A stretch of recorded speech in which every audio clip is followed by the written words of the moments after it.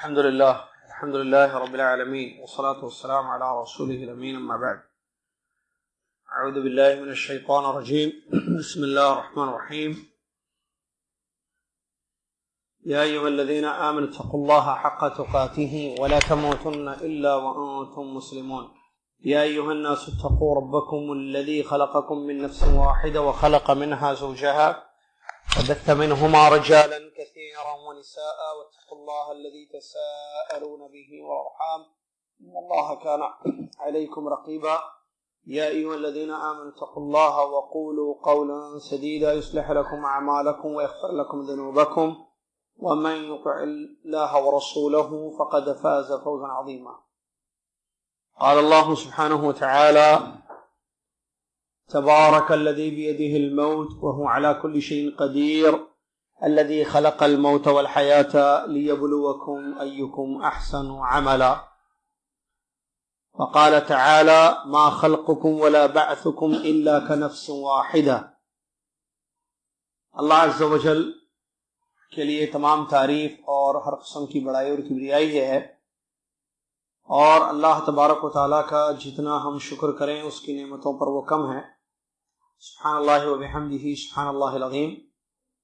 اس کے بعد صلاۃ و سلام ہو لامحدود بے پناہ اللہ کے آخری نبی امام الانبیاء محمد الرسول اللہ صلی اللہ علیہ وسلم کی ذات گرامی پر، جنہوں نے اللہ عز و جل کی معرفت کرائی، اپنی امت کو اللہ کی پہچان کرائی، اور اللہ تبارک و تعالیٰ کا حق عبادت توحید کیسے ادا کریں اس کو بھی بتا دیا. اللہم صلی علی محمد وعلی آل محمد کما صلیت علی ابراہیم وعلی آل ابراہیم انک حمید مجید. اللہم بارک علی محمد وعلی آل محمد کما بارکت علی ابراہیم وعلی آل ابراہیم انک حمید مجید.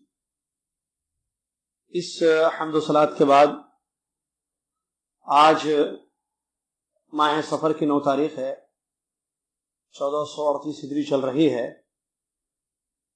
رحاب بعد نماز مغرب العقیدہ الطحاویہ کہ ہم اس درس میں بیٹھے ہوئے ہیں، جس میں انشاءاللہ عقیدے کی باتوں کو مدلل طریقے سے کتاب و سنت کی روشنی میں پیش کیا جا رہا ہے. اللہ عز و جل سے یہ دعا ہے کہ اللہ تبارک و تعالی ہم سب کو عقیدے کا پڑھنا، عقیدے کا سمجھنا اور صحیح عقیدے کو جو ہم یہاں پڑھ رہے ہیں اس کو اپنانا اور اس پر زندگی گزارنا اور اسی پر ہماری موت ہونا، اللہ ہم سب کو اس کی توفیق عطا فرمائے، آمین. سلسلہ جاری ہے. اللہ تبارک و تعالیٰ کے اسماء و صفات کے بارے میں کچھ اہم نکات مصنف رحمۃ اللہ علیہ نے بیان کیے ہیں، جس کو ہم پڑھ رہے ہیں، اور آج بھی اسی کو پڑھا جائے گا.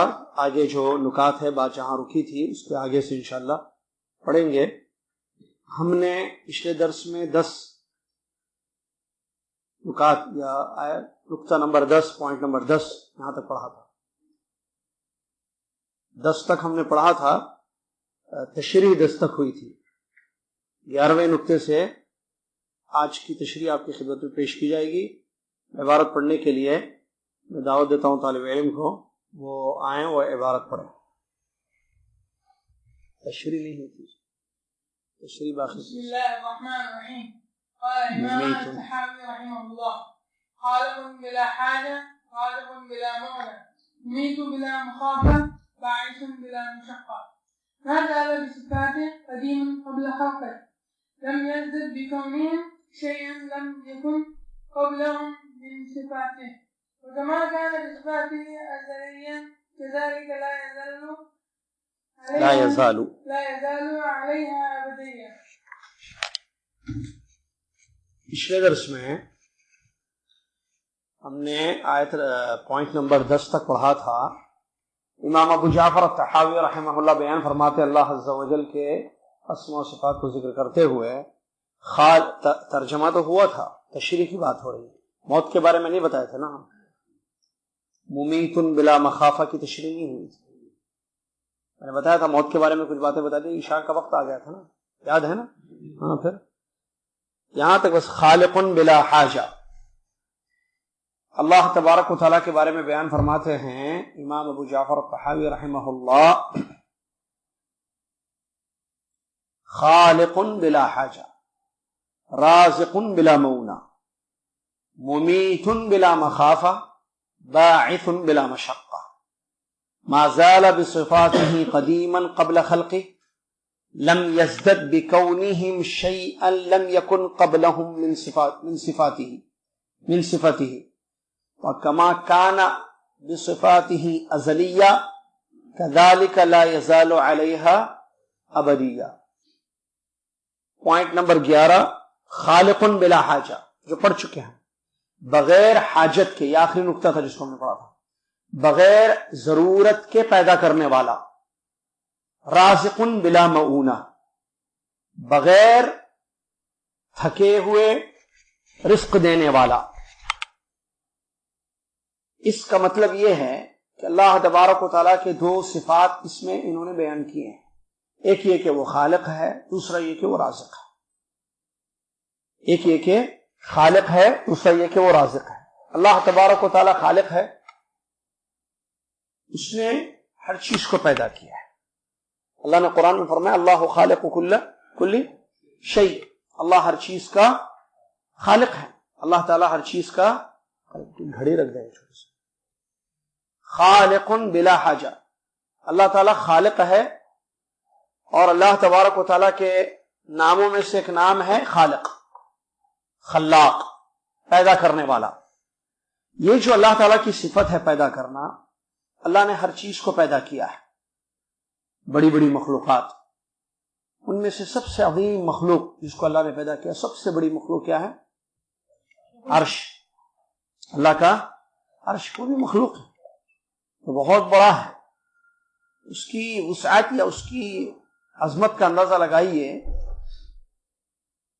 اس حدیث سے، جس حدیث شریف میں نبی صلی اللہ علیہ وسلم نے بات بیان فرمائی، عرش کے مقابلے میں کرسی، عرش کے مقابلے میں کرسی ایسی ہے جیسے ایک چٹیل میدان میں ایک انگوٹھی، ایک بہت بڑا میدان ہے پھیلا ہوا، اس میں انگوٹھی کی کیا جگہ ہو سکتی، اس کا کیا مقام ہے؟ میدان بہت بڑا ہے، کافی وسیع پھیلا ہوا، اس میں ایک انگوٹھی پڑی ہوئی ہے۔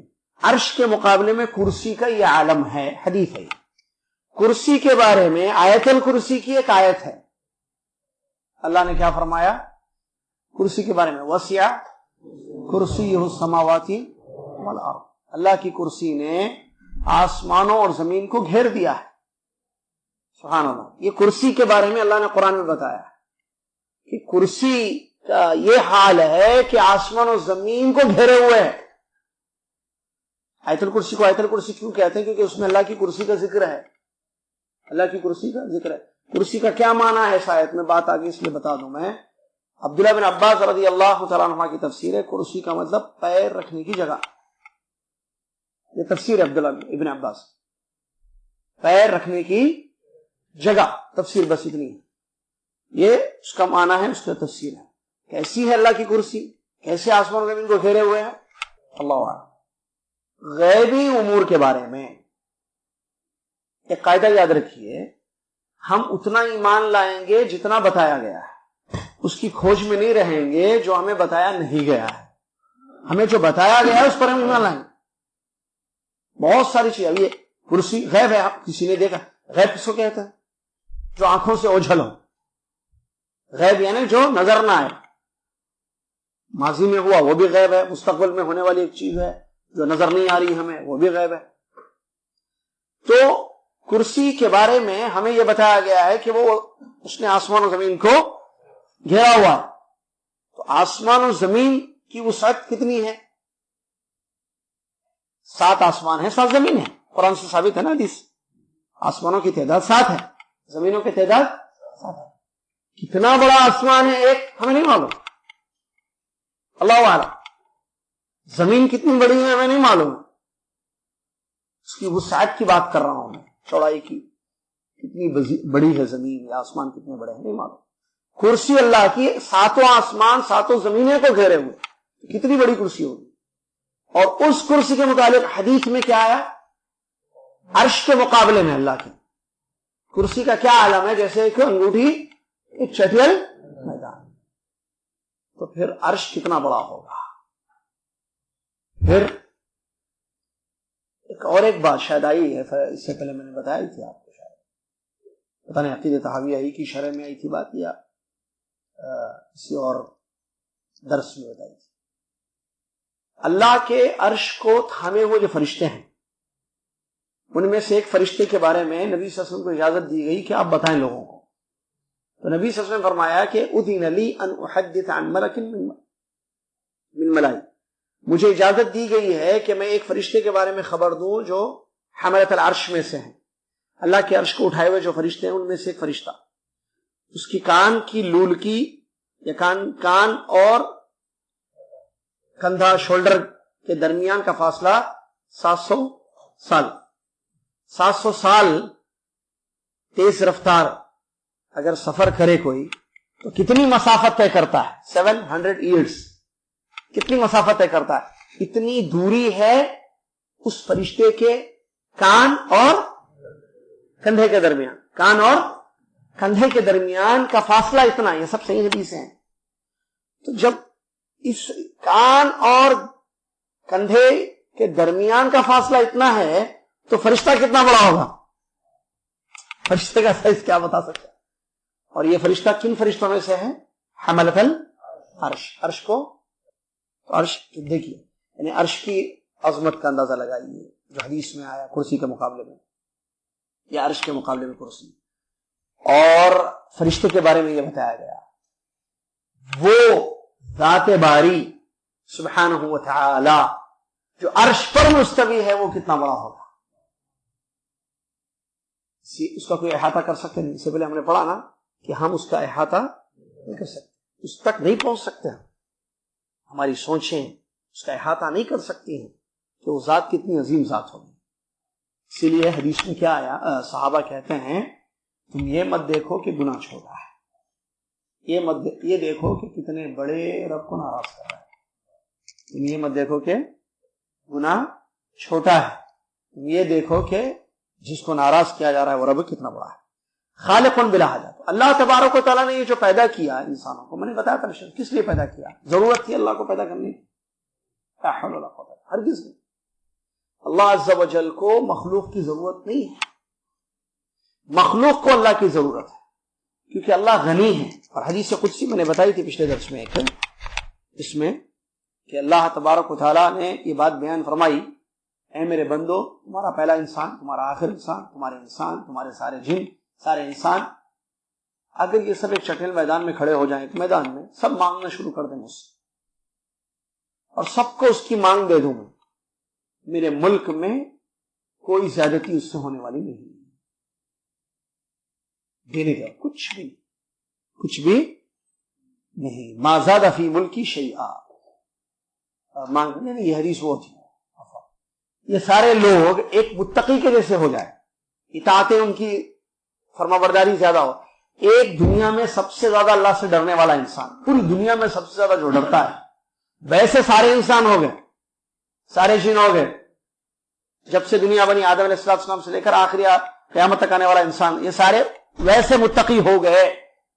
تو اللہ تبارک و تعالیٰ کے ملک میں کوئی چیز زیادہ ہونے والی، اور یہ سارے اگر فاسق فاجر ہو جائیں تو اللہ کی ملک سے کوئی چیز کی کمی ہونے والی.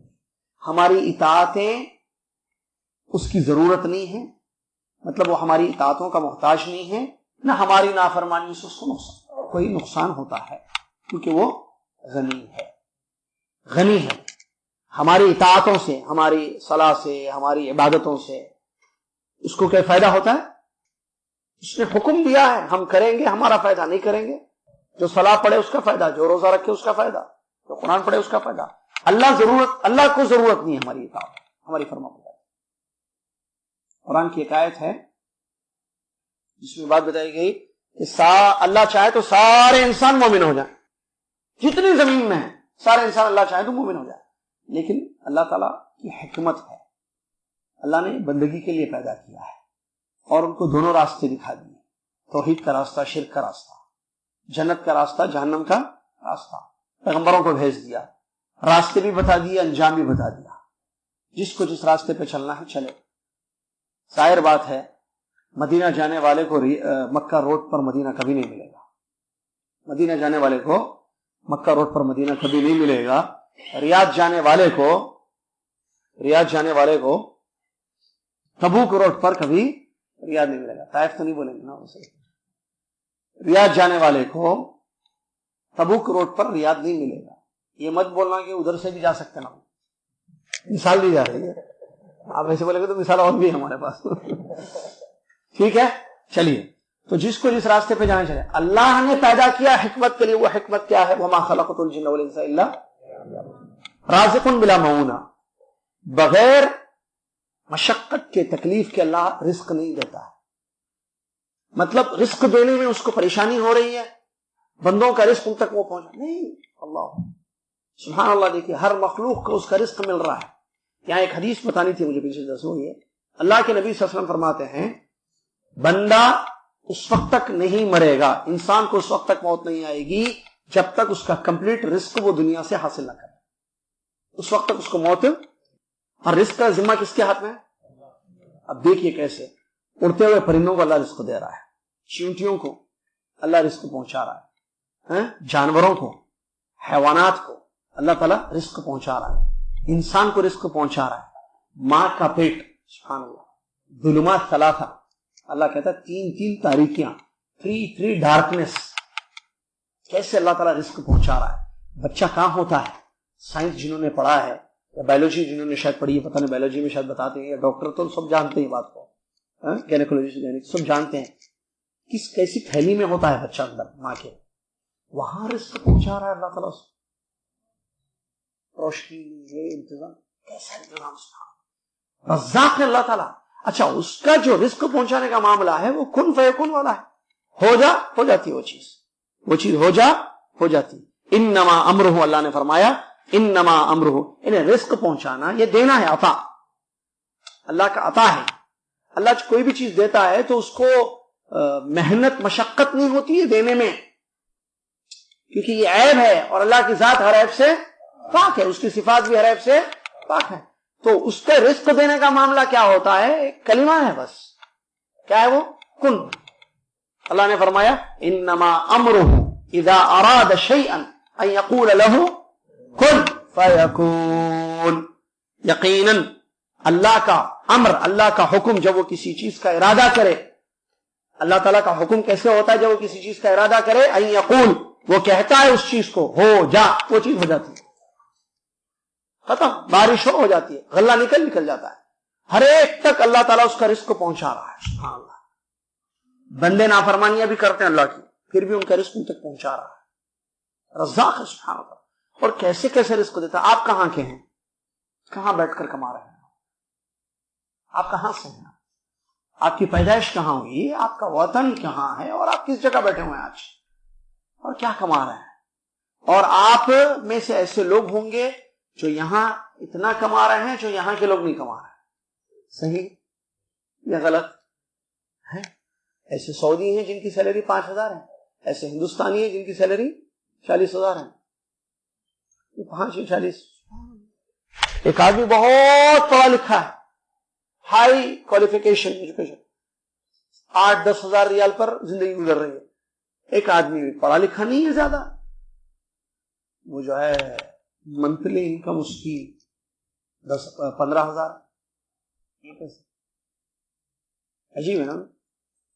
میں نے ایک بھائی سے پوچھا تھا جو کیا بولتے اس کو, الیکٹریشین ہے, گھروں میں جو ہے الیکٹریشین ہے.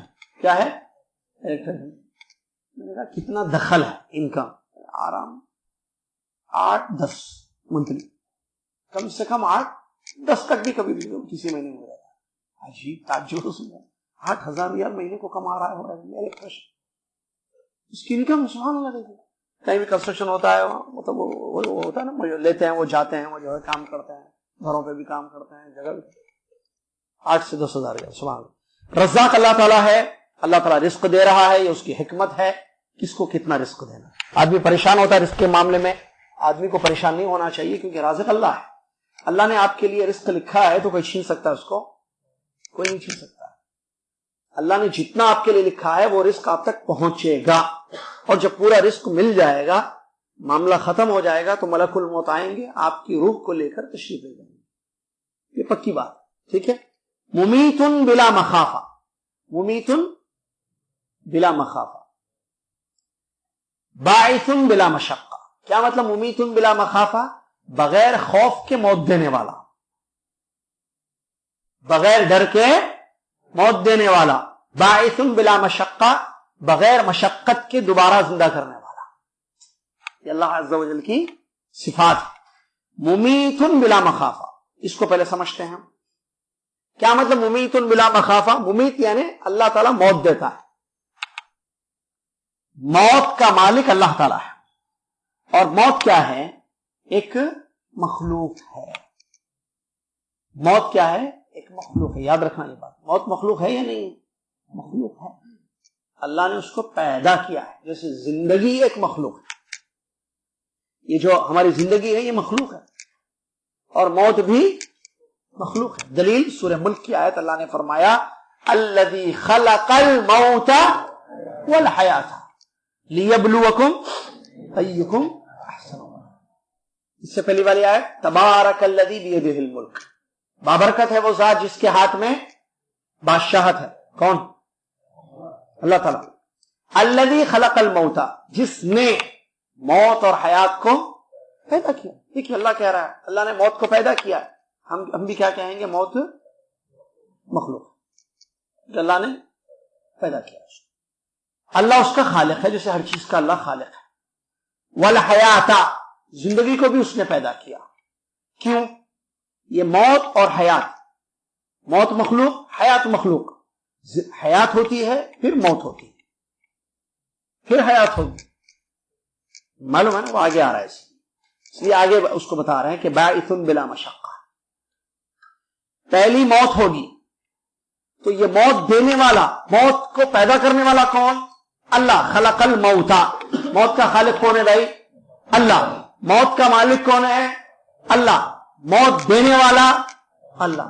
سب کا وقت مقرر ہے، اللہ نے سب کے لیے وقت. کل نفس ذائقۃ الموت، ہر نفس کو موت کا مزہ چکھنا ہے. ہر انسان کو اس راستے سے گزرنا ہے. کس راستے سے؟ موت. موت سے سب کو گزرنا ہے، مرنا سب کو ہے. ہر زندے کو مرنا ہے، ہر زندے کو مرنا ہے. زندگی دینے والا اللہ تعالیٰ، موت دینے والا.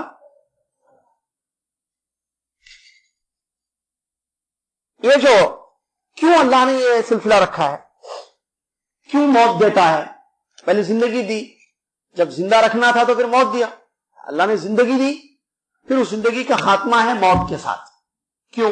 لیبلوکم ایکم احسن عملا، تاکہ اللہ آزمائے کہ ہم میں سے کون اچھا عمل کرتا ہے. بس یہ زندگی اس لیے دی گئی ہے کہ احسن عمل کس کا ہے یہ دیکھنا ہے. احسن عمل، اکثر عمل نہیں.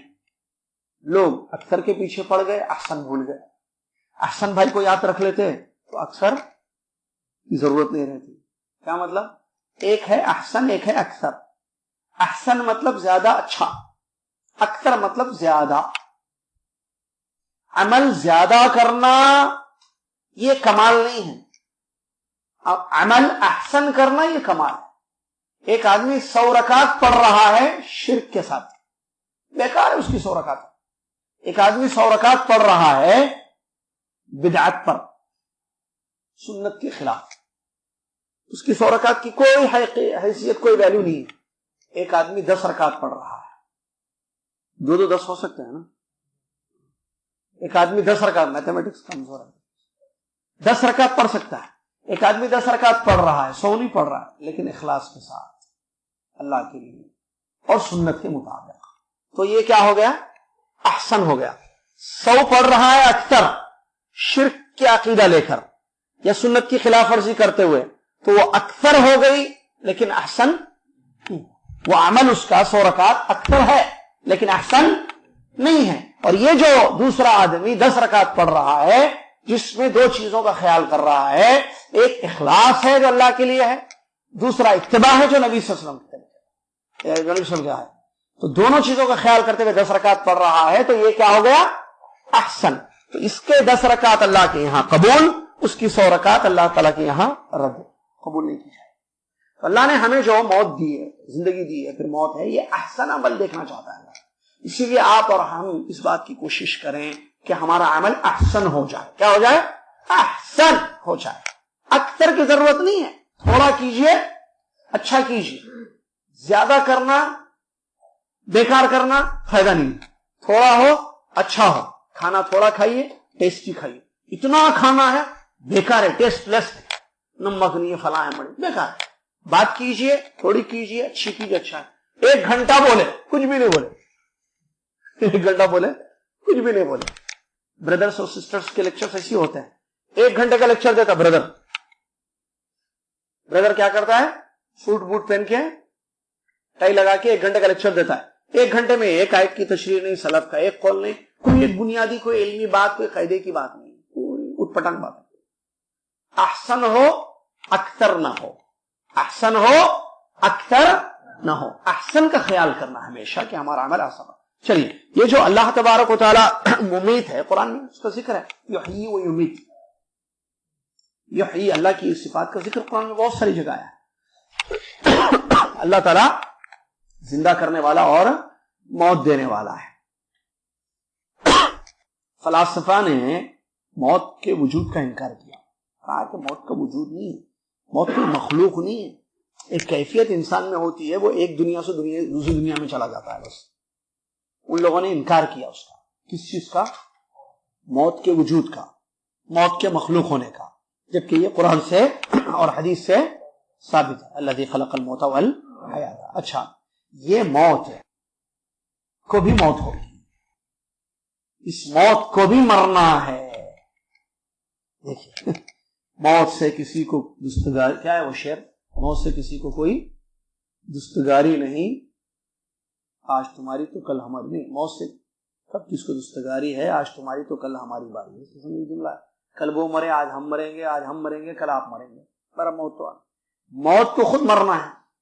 حدیث میں آیا, نبی صلی اللہ علیہ وسلم نے فرمایا, یؤتی بالموت یوم القیامت علی صورت کبش املح فیذبح بین الجنت والنار. موت کو ایک دمبے کی شکل میں لایا جائے گا. قیامت کے دن موت کو ایک دمبے کی شکل میں لایا جائے گا جنت اور جہنم کے درمیان. اس کے بعد اس موت کو جو دمبے کی شکل میں آئے گی ذبح کر دیا جائے گا. پھر یہ کہا جائے گا, اچھا اس سے پہلے حدیث میں یہ بھی لفظ ہے, جنتی, اصل لمبی حدیث ہے پوری, سبحان اللہ, عجیب منظر ہے اس میں. اللہ تعالیٰ فیصلہ کرے گا قیامت کے دن, اہل جنت کو جنت میں داخل کر دیا جائے گا, اہل النار کو جہنم میں داخل, اہل جہنم کو, انہیں جنتیوں کو جنت میں داخل کر دیا جائے گا, جہنمیوں کو جہنم میں داخل کر دیا جائے گا. فیصلہ ہو گیا, ادھر جنت ادھر جہنم. اللہ کو سا چاہیے ادھر ادھر. یہ سوال, اس سوال کا ایک ہی جواب دنیا دیتی ہے, مجھے دوسرا جواب دے, ارے ہم کو جہنم میں جانا ہے بھائی, ہم کو جہنم میں جانا چاہیے. کوئی بولتا ہے, شرابی بھی نہیں بولے گا یہ بات, پیتے پیتے نشے میں بھی بولے گا جنت بولے گا, بولے گا جنت بولے گا, جہنم کوئی نہیں بولے گا, کسی کو پسند نہیں ہے. کیوں؟ کیونکہ جہنم کیا ہے؟ آگ ہے. شارٹ کٹ میں بتائیے نا, تفصیل میں نہیں جاتے ہو تو معلوم ہے آنسر سب کو. آگ فطرت قبول نہیں کرتی, فطرت کو پسند ہی نہیں. پوری بنوئی نوع انسانیت سے پوچھیے, جو لائک فائر, فائر میں جانا ہے, ہاتھ ڈالنا ہے, بالکل دھواں دیکھ کے بھاگتا آدمی. کیا ہے عارض بھائی, دھواں دیکھ کے ہاں زمان میں بھاگتا نہیں, بھاگتا بھاگ جاتا ہے, دھوئیں سے بھاگتا ہے. صرف دھواں لگے تو آدمی بھاگتا ہے, آگ تو دور کی بات ہے. گیس کا سلنڈر رہتا ہے, پائپ میں سے اگر گیس کی اسمیل آئے تو پریشان ہو جاتا ہے, فوراً دوڑتا ہے. یہ میڈم نے اگر دیکھ لیا گھر میں تو فوراً, اگرچہ میٹنگ میں بھی ہو تو واٹس ایپ آ جائے گا, اس میٹنگ سے اٹھ کے بھاگے گا آدمی, جتنی چاہے امپورٹنٹ میٹنگ کیوں ہو. ایمرجنسی بولے گا, اٹھے گا, بھاگے گا. کیوں؟ بو آ رہی ہے, بچے ہیں گھر میں پریشان, دوڑتے دوڑتے گھر میں آئے گا, اس کو نکالے گا, باہر رکھے گا. کیوں؟ کیونکہ فطرت جو ہے جلنے کو پسند نہیں کرتی. اور اللہ کی شان دیکھی, اللہ نے آگ رکھی ہے جہنم, بھر دیا جہنم کو آگ. چلانے والی، جھلسا دینے والی، تباہ کرنے والی، نیست و نابود کر دینے والی، سکن کو ختم کر دینے والی، خطرناک آگ، دنیا کی آگ سے وہ زیادہ، اور وہی آگ دنیا میں بھی ہے. تو انہیں ایک ایسی چیز سے ڈرایا گیا ہے جو پریکٹیکل ہے ہماری لائف میں. پکاتے ہیں، گوشت بھونتے ہیں، اس میں یہ عورتیں جو ہے کچن میں بیٹھ کر جو ہانڈی نہیں، ہانڈی کا دور تو ختم ہو گیا شاید، نہیں ہانڈی چل رہا، ہانڈی کا ٹیسٹ، کوکر سوری، میں ہانڈی میں چلا گیا. بچپن میں ہانڈی دیکھا تھا، میں سمجھا وہی ہانڈی. آج کہاں ہے ہانڈی معلوم نہیں معلوم. ہانڈی میں سالن بھوننے کا مزہ الگ ہی ہوتا ہے، ٹھہر کر اور لکڑی کے چولہوں پر پکانے کا وہ بھی ایک الگ ٹیسٹ ہوتا ہے. ان چیزوں کو آج بھی آپ رکھ سکتے ہیں. اس کے لیے تھوڑا سا وائف، آپ بھابھی اور آپ بیٹھ کر جو ہے ڈسکس کریں، اور پھر خیر یہاں تو نہیں ہوگا لیکن اپنے ملکوں میں لکڑی کے چولہے وغیرہ میں کر سکتے ہیں. چلیے، حیدرآباد کی آج بھی شادیاں جو ہے ایسی ہوتی ہیں، دوسرے اسٹیٹس کا مجھے پتا نہیں، حیدرآباد کی شادیاں آج بھی ایسی ہوتی ہیں جہاں پر لکڑی پر بریانی کو دم دیا جاتا ہے، لکڑی پر بریانی کو دم دیا جاتا ہے. بہرحال تو گوشت گل جاتا ہے آگ سے، یہ سب کو معلوم. چیزیں ختم ہوتی آگ پر پکتے ہوئے ہم دیکھتے ہیں. یہاں گوشت جو ہے، آپ جائیے ٹکا لینے جائیے، ٹکا یا بوٹی کباب کچھ بھی لینے جائیے، آپ دیکھیے وہ تھوڑا ٹائم لے گا. آپ سے آرڈر دیتے فوراً نہیں ملے گی، کیونکہ اس کو بھوننا ہے، اس کو جو ہے کھانے کے قابل بنانا ہے آپ کو. سبحان اللہ. تو اللہ تعالیٰ نے کیسا دیکھی، جہنم جو ہے آگ آگ آگ ہے. آدمی پسند نہیں کرتا جہنم میں، لیکن کام پورے وہی کرتا جو جہنم میں لے جا کے پھینکنے والے. کفر جہنم میں لے جائے گا، شرک جو ہے جہنم میں لے جائے گا، بدعات جہنم میں لے جائیں گے، بڑے بڑے گناہ جہنم میں لے جائیں گے. یہ سارے کام دنیا میں انسان کر رہا ہے، یہ قتل کرنا، یہ چوری کرنا، یا کسی کا خون بہانا، یہ سب کیا ہے؟ یہ جہنم میں لے جانے والے کام ہیں، آدمی کر رہا ہے. قتل و غارت گری، فتنہ و فساد برپا ہے پوری دنیا میں. اللہ محفوظ ہے. تو جب جنتیوں کو جنت میں داخل کر دیا جائے گا، جہنمیوں کو جہنم میں داخل کر دیا جائے گا، موت کو لایا جائے گا. اس کے لا کر حدیث میں اتعرفون ھذا قالوا نعم. پھر سوال ہو گئے، تم لوگ اے جنتیوں، اے جہنمیوں، اس کو پہچانتے ہو؟ کس کو؟ موت کو. تو سب بولیں گے ہاں پہچانتے ہیں. کیوں؟ اس لیے کہ سب کو معلوم ہے، کیونکہ اسی سے گزر کے آئے ہیں. یہ ایک مرتبہ جب موت آ جاتی ہے تو آدمی پہچان لیتا ہے اس کو. موت دوبارہ نہیں آتی ہے نا. موت دنیا میں آ گئی تو اس کے بعد آخرت میں موت نہیں آئی کہ چلو بھائی 1 سال جلنا ہے مجھے جہنم میں، اس کے بعد مر جاؤں گا، سکون مل جائے گا. ایسا مسئلہ بھائی 1 سال کی سزا ہے نا، 1 سال لکھا ہے نا جہنم کی آگ، ٹھیک ہے بھائی 1 سال جلنا ہے، اس کے بعد تو ختم، مر جاؤں گا، مسئلہ ختم. ایسا ہے؟ یا وہ آدمی جو جنت میں جائے وہ بولے گا بھائی جتنا کھانا ہے، عیش و عشرت کی زندگی جنت کی، یہ 1 سال کے لیے ہے بھائی، 1 سال کے بعد ختم، مر جانا ہے. ایسا ہے مسئلہ؟ نہیں ہے. ابھی آ رہا ہے، دیکھیے ابھی حدیث پوری میں بتاؤں. نبی صلی اللہ علیہ وسلم فرماتے ہیں کہ جب جہنم کو لایا جائے، اس کو موت کو دمبے کی شکل میں لایا جائے گا تو سوال کیا جائے گا، تعرفون ھذا قالوا نعم. تم جانتے ہو اس کو؟ ہاں. کیوں؟ کیونکہ یہ آ گئی ہمیں دنیا میں. ہر وہ انسان جس کو موت ہوتی ہے وہ موت کو پہچان لیتا ہے، اس راستے سے گزر کے آیا تو دوبارہ زندہ کیا گیا اس کو حساب و کتاب کے لیے. تو اس کا حساب و کتاب ہوا اور اس کو جنت میں یا جہنم میں داخل کر دیا گیا. تو وہ موت سے گزر کر آیا ہے، اس لیے اس کو پہچانتا ہے. اس کے بعد کہا جائے گا وَيُقَالُ لِلْجَمِيعِ خُلُودٌ فَلَا مَوْتٌ. دونوں کو کہا جائے گا اے جنتیوں، جیسے دوسری بات یا اہل الجنہ خلود فلا موت، یا اہل النار خلود فلا موت. اس کو دمبے کو دبا کر دیا جائے گا، یعنی موت کی موت ہو جائے گی، موت کی موت ہو جائے گی. اب یہ کہا جائے گا اے جنتیوں خلود فلا موت، ہمیشہ رہنا ہے، اب موت نہیں. کیونکہ جو موت آنے والی تھی، یہ جو موت آئی تھی یہ وہ تھی دمبے کی شکل میں لا کر اس کو دبا کر دیا، ختم. اب موت ہی ختم ہو گئی تو اب صرف زندگی ہی زندگی ہے، چاہے وہ جنت کی زندگی ہو یا جہنم کی زندگی ہو. اس لیے جہنمی سے کہا جائے گا، جنتیوں سے کہا جائے گا پہلے تم کو ہمیشہ رہنا ہے، اس میں مرنا نہیں ہے. اور جہنمیوں کو کہا جائے گا تم کو ہمیشہ اس میں رہنا ہے، مرنا. اسی لیے قرآن میں اللہ نے کیا فرمایا؟ خالدین فیہا ابدا ہے. قرآن میں کتنی جگہ آپ نے پڑھا ہوگا قرآن میں، جہاں جنت کا ذکر ہے وہاں بھی یہ ہے، جہاں جہنم کا ذکر ہے وہاں بھی یہ ہے. خالدین فیہا ابدا، وہ لوگ اس میں ہمیشہ ہمیشہ رہیں گے. جنتی جنت میں ہمیشہ رہیں گے، جہنمی جہنم میں ہمیشہ رہیں گے. تو یہ ہے وہ موت جس کو جو ہے یہاں پر بتایا گیا ہے. اور یہ کوئی بعید بات نہیں, اللہ تعالیٰ کی شان ہے. اللہ تعالیٰ جو ہے موت کو دمبے کی شکل میں لائے, پیدا کرے.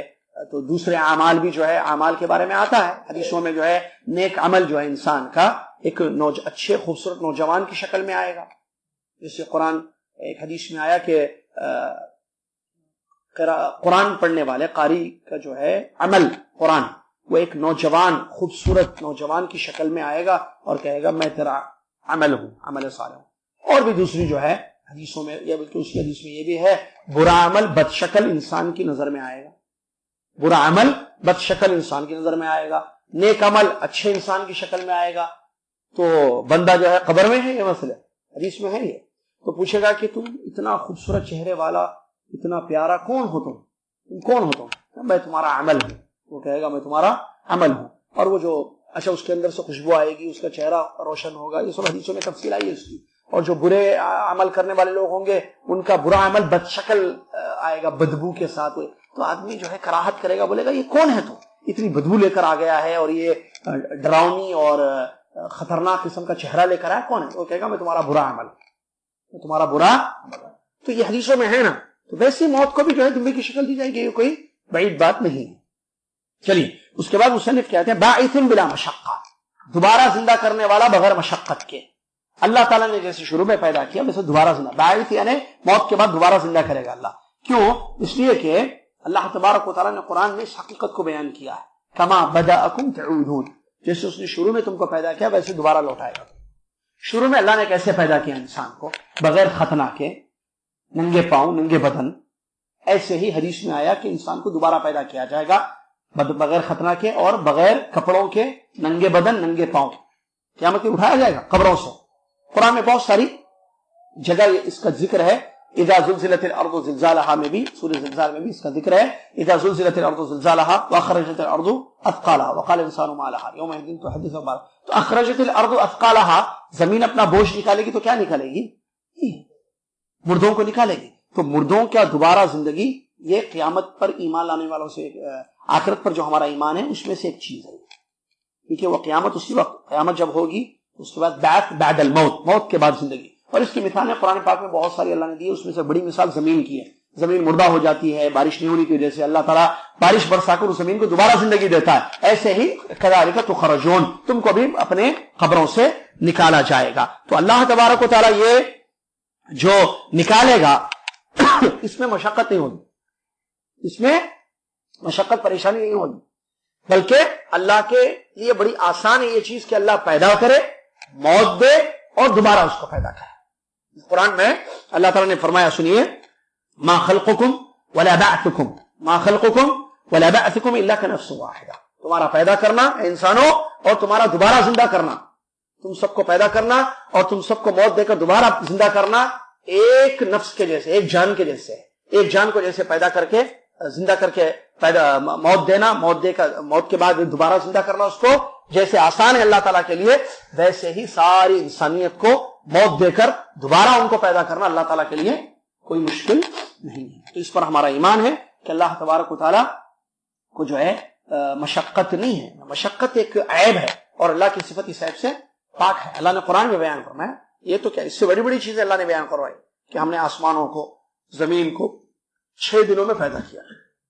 ہم نے آسمانوں کو اور 6 دنوں کو, آسمانوں کو اور زمینوں کو 6 دنوں میں پیدا کیا. وما مسنا من لغوب, اور ہم تھکے بھی نہیں. قرآن کیا ہے, وما مسنا من لغوب, لغوب یعنی تھکنا. پیدا کیے 6 دنوں میں, 7 آسمان بنا دیے, 7 زمینیں بنا دیے, اور تھکاوٹ چھوئی بھی نہیں ہم کو. وما مسنا من لغوب, تھکاوٹ نے چھوا بھی نہیں ہم کو. اللہ کی ذات قوی ہے, بے نیاز ہے. تو بعث بعد الموت جو ہوگا یہ اللہ کے حکم پر ہوگا اور اس کے لیے کوئی مشقت نہیں, اور اس پر ہم سب کا ایمان. اس کے بعد کہتے ہیں ما زال بصفاتی قدیما قبل خلقہ. اللہ تعالیٰ کی جو صفات ہیں وہ زندہ ہے, وہ قوی ہے, وہ پیدا کرنے والا ہے. جتنی اللہ کی صفات ہے نا, صفات کمال جتنی بھی, پوری جتنی صفات ہے صفات کمال ہے, تو یہ صفات مخلوق کے وجود سے پہلے تھے یا مخلوق کے بعد ہوئے؟ پہلے. وہی پوائنٹ بتا رہے ہیں. ما زال بصفات, 13 نمبر جو پوائنٹ ہے اس میں یہی ہے.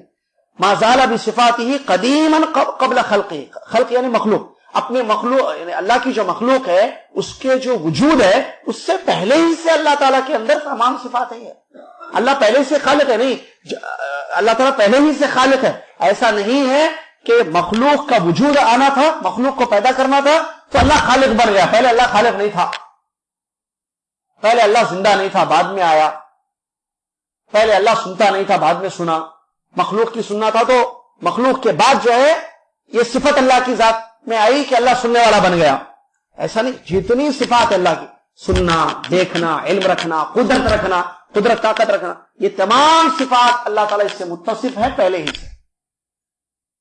یہ نہیں کہ مخلوق کا وجود ہوا جب دنیا بنی تو اللہ سننے والا بنا, اللہ دیکھنے والا بنا. نہیں نہیں, اللہ شروع ہوئی سے دیکھنے والا, سننے والا, قدرت رکھنے والا, جاننے والا, زندہ ہے, شروع سے ہے. جو اس سے پہلے بھی پڑھے ہم اسی کی طرح, هو الاول والآخر, وہ پہلے ہے اور آخر میں ہے. انت الاول لیس قبلک شیء, تو پہلے ہے, تیرے بعد تجھ سے پہلے اللہ کوئی نہیں. تو وہی اس نقطے میں بتا رہا, ما زال بصفاته قدیما.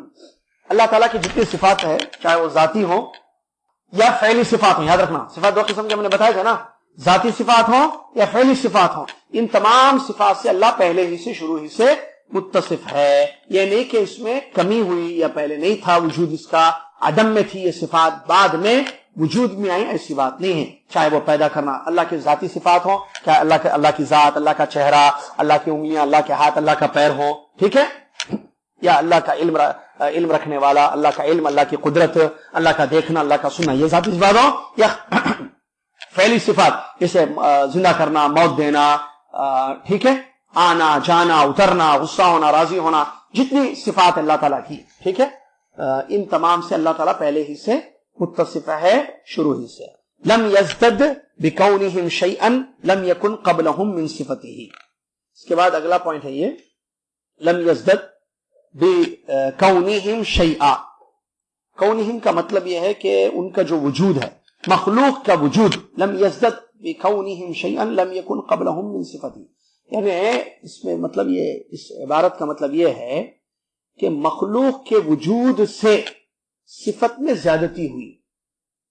پہلے صفت میں کمی تھی, اللہ کی کسی صفت میں کمی رہی, لیکن جب مخلوق کا وجود آیا تو وہ صفت بڑھ گئی. ایسا نہیں, یہ مطلب شروع ہی سے کمال ہے اس صفت, مخلوق سے پہلے ہی سے. سمجھ رہے, مخلوق کا جو وجود ہے دنیا میں, انسان اللہ نے پیدا کیا نا سارے انسان, ساری دنیا کو, تو اس سے پہلے ہی اس کے صفات کمال کے ہیں, ٹاپ کے ہیں, اعلیٰ درجے کے ہیں. یہ نہیں کہ نہیں, ان کے پیدا ہونے کے بعد سے جو ہے اللہ کی صفت بڑھ گئی. سمجھ رہا پوائنٹ نہیں, یہ عیب ہے. ایسی اسی لیے کہہ رہے لم یزدد بکونہم شیئا, یعنی مخلوق کا وجود جو ہے اللہ کی صفت میں کسی چیز کو زیادہ نہیں کیا جو پہلے نہیں تھی صفت, یا وہ چیز پہلے اس صفت میں نہیں تھی. یعنی کمی تھی صفت میں, تھوڑا کم تھی صفت, پہلے اللہ کم دیکھتا تھا اب زیادہ دیکھ رہا ہے, پہلے کم سنتا تھا اب زیادہ. مخلوق جب سے دنیا میں آئی تو اللہ تعالیٰ کا سننا زیادہ ہو گیا, اللہ کی صفات میں زیادتی ہو گئی, نعوذ باللہ. ایسا نہیں, شروع ہی سے اپنی تمام صفات میں وہ, اسی لیے کہا لیس کمثلہ شیء وہو السمیع البصیر. وما کان, وہ بھی پوائنٹ پڑھ لیں آخری کا, ختم ہو گیا. وکما کان بصفاتی ازلیا کذالک لا یزال علیہا ابدیا. جیسے اس کے صفات ازلی ہیں ویسے اس کے صفات ابدی ہیں. بڑی اچھی عبارت, جیسے ازلی ہیں صفات, اسی کو الگ الگ طریقے سے بتا رہے ہیں وہ. جیسے صفات ازلی ہیں ویسے ابدی ہیں. کیا مطلب ازلی؟ شروع سے ہیں صفات, تو رہیں گے بھی کب تک. یہ نہیں کہ مخلوق ختم, مخلوق کو موت آ گئی, اوپر بتایا نا موت دے گا اللہ تعالیٰ, دوبارہ زندہ کرے گا اور پھر جنت میں جہنم میں ڈال دے گا, تو سب کا معاملہ ختم, تو صفات بھی ختم نہیں. شروع سے ہیں, آخر تک رہیں گے. یہ نہیں کہ پہلے نہیں تھے بعد میں صفات ہوئے جیسے اوپر کی عبارت میں آئی, اور اس عبارت میں کیا, یہ نہیں کہ ایک مدت تک یہ صفات اللہ کی ہوں گی اس کے بعد اللہ کی صفات ختم ہو جائیں گی. نہیں, نیور, ہرگز نہیں. کما کان بصفاتہ ازلیہ, جیسے اللہ ازل سے اپنی صفات سے متصف ہے, اس کی ذات بھی ازل, ازل یعنی شروع ہی سے. ازل کا مطلب شروع سے, ہمیشہ سے, شروع سے ہمیشہ سے. جیسے اس کی ذات ہے اس کے صفات بھی شروع سے ہیں, ہمیشہ سے ہیں. کب تک ہوں گے بھائی اس کی ذات کب تک رہے گی, اس کی صفات کب تک. کذالک لا یزال علیہ ابدیا, ابد یعنی ہمیشہ, اس کی ذات بھی ہمیشہ رہے گی اور اس کی صفات بھی ہمیشہ رہیں گی. نہ ذات کو فنا ہے نہ صفات کو فنا ہے. نہ ذات ختم ہوگی نہ صفات ختم ہوگی اللہ تعالیٰ کی. نہ اللہ کی ذات ختم ہوگی نہ اللہ کی صفات ہوگی. چلیے یہاں تک روکتے ہیں, اس کے بعد پوائنٹ نمبر 16 سے انشاءاللہ آئندہ درس میں پڑھیں گے. اللہ سے دعا اللہ تعالیٰ, یہ پورا اسماء و صفات ہی کا معاملہ چل رہا ہے ابھی بھی. اللہ تعالیٰ سے دعا اللہ تعالیٰ تیری تمام صفات پر کامل ایمان رکھنے کی اور ان صفات کے ذریعے تجھ سے دعائیں کرنے کی اللہ ہم سب کو توفیق عطا فرمائے. آمین. وآخر دعوانا الحمدللہ رب العالمین. والسلام علیکم ورحمۃ اللہ وبرکاتہ.